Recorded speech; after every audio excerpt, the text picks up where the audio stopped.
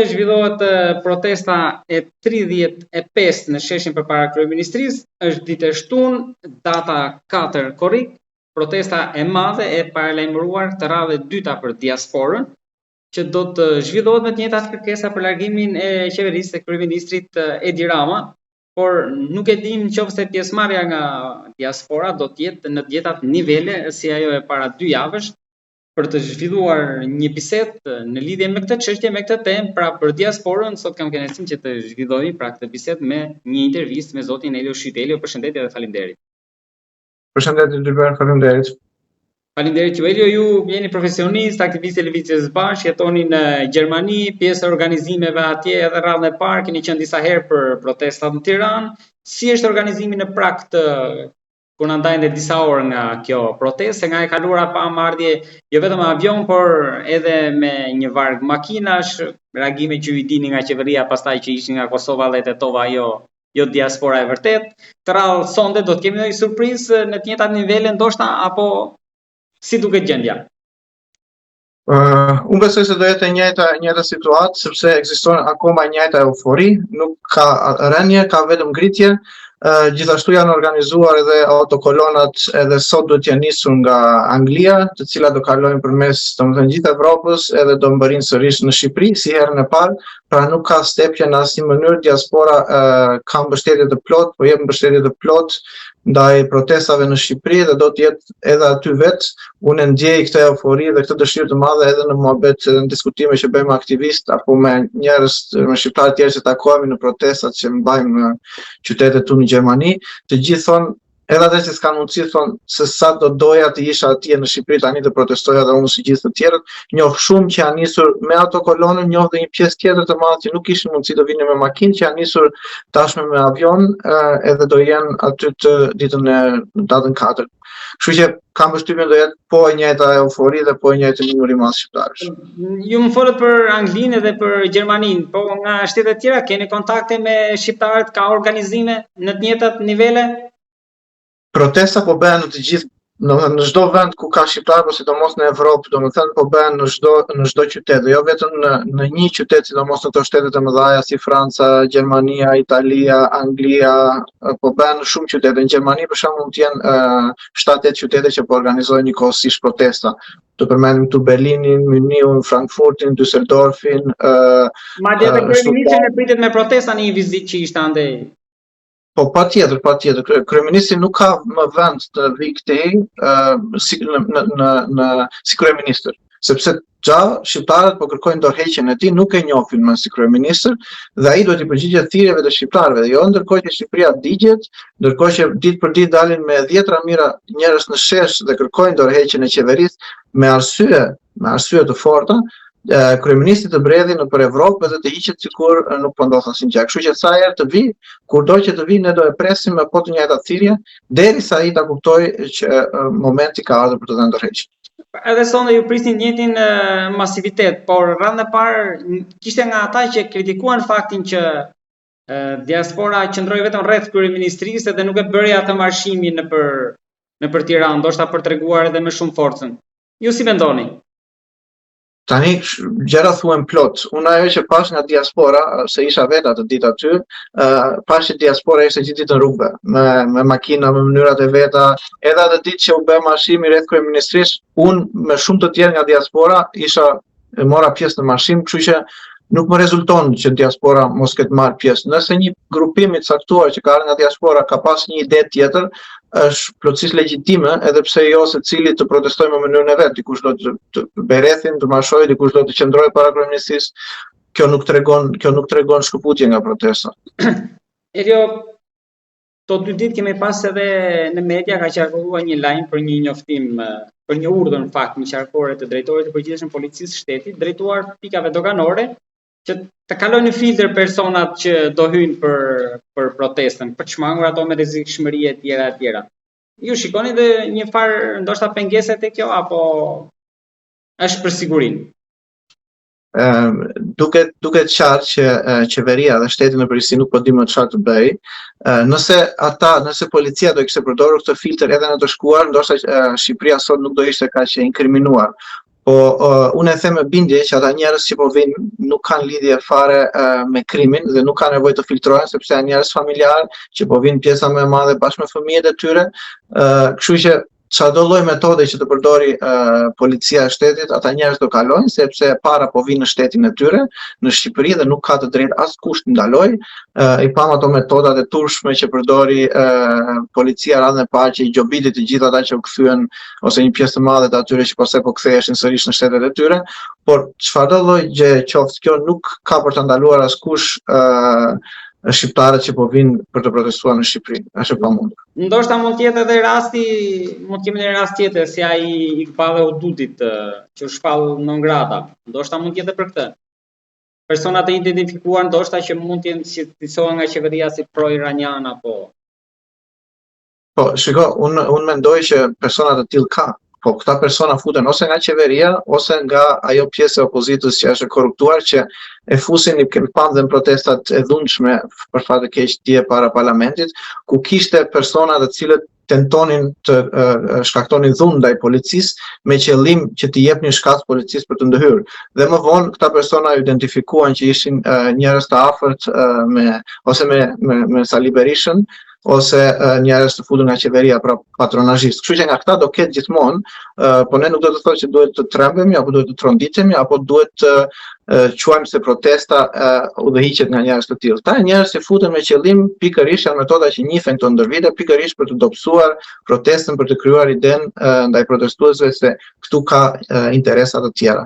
Po kjo duhet thënë edhe pse po thuhet edhe në gjithë Evropën dhe në gjithë botën faktikisht, kjo është një nga protestat më qytetare dhe më të bukura që jo vetëm Shqipëria ka bërë, po unë jetoj mbi 10 vite në Gjermani dhe them që as në Gjermani dhe as në Evropë nuk ka protesta të tilla kaq të bukura, kaq qytetare sa kjo që po zhvillojmë po ndodh në Shqipëri. Po sigurisht tha dhe ju protesta ka pas dy panorama në fakt. Kjo është arsyeja që ka qenë e dhunshme, ka pas incidente për të më qenë më korrekt, përpara parlamentit dhe përpara kryeministrisë ka qenë super e qetë. Pra mendoni që këta persona të infiltruar që ju quani nga partitë politike e kanë bërë këtë dhallamajin? Shiko, kanë qenë dy arsye.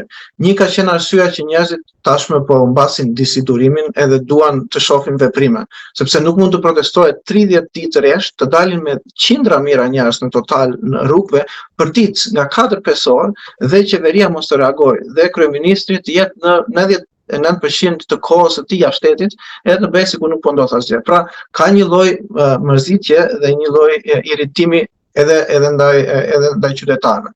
Dhe sigurisht kjo sjell ndoshta edhe këto momente. Por ajo që ndodhi dje, që për fat të keq pjesa më e madhe, sidomos e medjave kombëtare, medjave të mëdha, nuk e paraqiti, ishte që dhuna nuk nisi nga protestuesit, po nisi nga policia. E vetmja gjë që po bënin protestuesit ishte të ishin vezë, të gjonin me vezë makinave apo deputetëve që kalonin aty. Po veza nuk është është një mjet që njihet në protesta në gjithë botën. Unë sjell si shembull protestat që u bën para 2 vitesh në Francë me fermerët për shembull, që ata mbushin në rrugët komplet me ple dhe bën domethënë një rëmuj shumë e madhe dhe nuk pati dhunë të tillë. Dhuna dje para parlamentit nisi sepse policia filloi në moment që merrte urdhra të ture personave të caktuar, të cilët ajo mendonte se ishin ata që ndoshta e nxisnin protestën më tepër, t'i kapte dhe t'i arrestonte. Dhe kjo edhe jo vetëm t'i arrestonte, po ka video, kemi parë të gjitha ato videot që kanë shpërndar njerëzit, ku policia i kapte, i arrestonte, i vendoste prangat dhe polica civil në shumicën e rasteve i gjuanin me shkelma. Njerëzit që ishin akoma poshtë, që nuk lëviznin dhe nuk po bënin asnjë rezistencë. Pra, ishte i qartë që policia donte të shkaktonte dhunë për të trembur protestuesit dhe për të treguar atyre që shiko se këtu nuk kalonin. Por një pjesë e madhe e tyre u irrituan, pastaj ne pam ato skema që kemi parë të gjithë, domethënë që u agravuan tepër situata. Dje kishim edhe një reagim për të parë dhe të ambasadës amerikane në Tiranë për të pas kujdes si pasaj në protestën e së shtunës. Sigurisht, unë besoj se ambasadat e kanë për detyrë gjithmonë që për shkak se nga 30 e ca protesta që u zhvilluan që nuk kishte asnjë njoftim, ndryshe nga protestat e partive politike, të Partisë Demokratike dhe të tjerave, që sa herë njoftoheshin tubime, njoftoheshin nga SBA dhe qytetarët e saj në Shqipëri që kishin kujdes. Fakti që ajo protestë mbi një muaj ishte super paqësore, nuk ishte asnjë njoftim, ndoshta sigurisht bazuar edhe te informacionet që ata kanë. Por pas kësaj tek parlamenti erdhi dhe kjo, ose kanë informacione ndoshta diçka tjetër për katër korrikun. Unë dyshoj që do ketë dhunë, datën 4, dyshoj shumë që do ketë dhunë, biles mendoj se nuk do ketë. Ndoshta ambasada merr shkak edhe nga protesta e dhunshme që ndodhi dje paradite para parlamentit, ndoshta edhe nga kozgjatja e protestave dhe jep para lajmërim ndaj qytetarëve të vetë që të jeni më të kujdesshëm, por nuk ishte diçka, domethënë nuk ishte diçka alarmante. Ishte një paralajmërim i përgjithshëm, keni kujdes, mundoni të qëndroni larg zonave ku protestohet. Sigurisht ne mund të kemi dhe dyshime që ata mund të kenë informacione që personat saktuar mund të kenë plan të bëjnë diçka të tillë, por ata që bëjnë dhunë nuk janë pjesë e protestuesve, nuk janë pjesë e protestës, sepse organizatorët, le të themi kështu, ose ata njerëz që kanë organizuar deri diku këto protesta, edhe pse nuk ka një organizator fiks, e kanë bërë të qartë që ne nuk jemi për protesta të dhunshme. Kështu që çdo person tjetër i cili shkakton dhunë të pajustifikueshme, atëherë nuk është pjesë e protestës. Elio, lutem dhe diçka. Pak ditë më parë ne pam që qarkulloi në media, kishte edhe thirrjen protest, një platformë për krijimin e një kuvendi kombëtar që do të zgjidhet më pas një qeveri e të tjera të tjera. Por më pas nuk kemi parë më që të ketë hapa konkret. Ju si mendoni që duhet që gjithë kjo frymë në shesh, kjo rrymë, të kanalizohet në këtë platformë, në një lëvizje të re, apo tek partitë e reja, përjashto PS-n dhe PD-n që protestuesit kërkojnë Rama për Ishëmburg, pra përfshirët dhe lëvizjen bashkë që ka qenë qysh në ditët e para në Zvërnec, aty ku ndodhi dhe incidenti i parë në fillim të muajit. Si do ishte më mirë? Unë mbështes fort ato 5 pika ato 5 kërkesa që protesta kanë nxjerrë deri tani, pra që është tërheqja e kryeministrit, tërheqja e qeverisë, krijimi një qeverie teknike me aktorë të pavarur pra jashtë politikës, dhe në moment pasaj që të ketë ndryshimet në kodin zgjedhor, të cilat të votojnë në pjesë të madhe me referendum, pra që kjo masa e madhe pra këta protestuesit të kenë mundësi që të marrin pjesë pra nëpërmjet referendumeve në këto ndryshimet kushtetuese në kodin zgjedhor. Por mendoj që nuk është momenti tani që të krijohen aktorë të rinj politik, partijak, sepse nuk mund të ngjallin besim. Ne kemi pra një numër të caktuar partish, të cilat kanë një kohë zgjatje, kanë treguar se cilat qëndrime mbajnë, kanë treguar çfarë mbështesin, dhe po këto parti do të hyjnë prapë në zgjedhje. Sigurisht gara është e hapur për çdo që do të krijojë një parti të re, dhe pse jo, le ta bëj. Po unë nuk mendoj se ne kemi mungesë të partive. Ne kemi disa probleme për sa i përket zgjedhjeve. Një është kodi zgjedhor, të cilën partitë e mëdha e kanë ndryshuar her pas here gjithmonë në favor të tyre, dhe kjo gjithmonë më tepër ka çuar vota për ta dhe i ka disfavorizuar sidomos partitë e reja që dalin, dhe problemi tjetër është problemi i përdorimit të administratës, të parave të pisa, pra financimit të partive, e tjera, të cilat duhet të rregullohen, dhe kjo rregullohet nëpërmjet ndryshimeve kushtetuese që protestuesit kanë kërkuar, si edhe nga një mbikëqyrës i jashtëm që në këtë rast, domethënë mund të jetë Bashkimi Evropian, mund të jetë Amerika, të cilët mund të ngrenë grupe të tilla pune, të cilat të monitorojnë zgjedhjet dhe jo vetëm të monitorojnë i vëzhgues, siç kanë qenë në vitet e shkuara. Unë kam qenë vetë kandidat në 2025 në qarkun e Bellatit, dhe roli i vëzhguesve të huaj është thjesht monitorues, pra për të bërë atë raportin.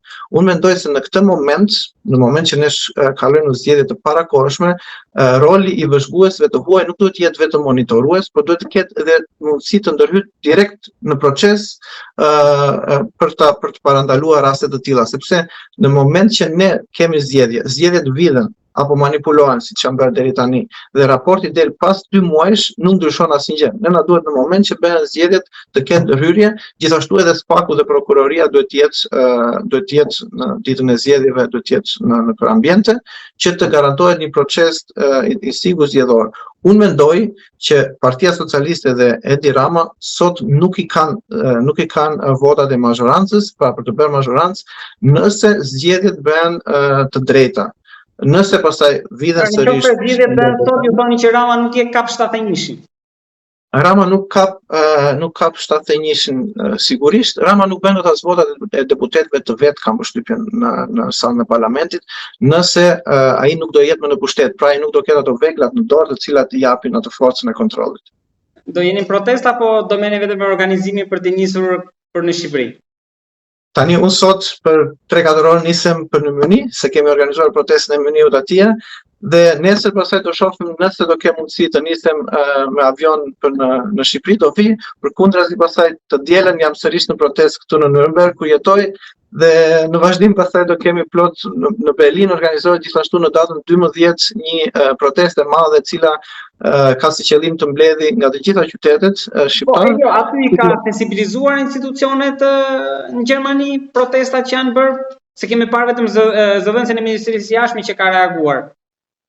Jo, nuk është faktikisht unë shoh që më shumë janë sensibilizuar në Evropë institucionet se sa në Shqipëri, sepse në Shqipëri ka një eshtje të madhe, këtu ka eurodeputet gati nga të gjitha partitë, pra partia e Gjelbër ka pas shpesh që na ka mbështetur, partia e Majt gjermane na ka mbështetur, organizata të tjera ambientaliste dhe për të drejtat e njerëzit na kanë mbështetur dhe kanë qenë të pranishme në protestat tonë. Edhe javën e parë që shkoj në Mynik kishim përfaqësues të tillë dhe na kanë premtuar dhe jemi në kontakt të vazhdueshëm që ata do vazhdojnë ta ngrejnë këtë çështje në Parlamentin Evropian në mënyrë që të bëhet zëri bashkërisht më i fortë.